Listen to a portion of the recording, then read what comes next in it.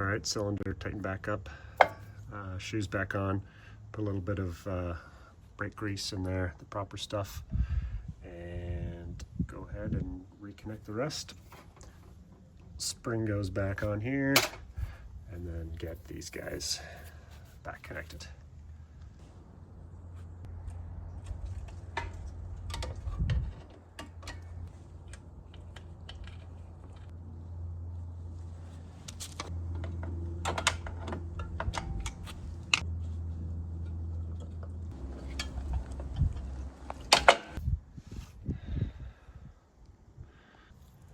All right, now turn in the cog just enough so that you can slide the drum back over top, and make sure that this hole lines up with this when you're putting it back on.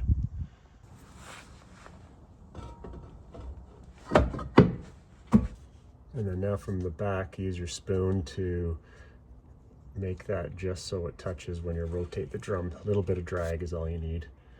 And then go ahead and bleed your brake lines, and that should be it. Put the wheel back on. Test, I'm gonna do both sides just to make sure we're fully bled. No air bubbles left in the system. All right, did the brake bleed, tire back on, lugs torqued, ready to go for a test drive. Check it out. Should be good to go.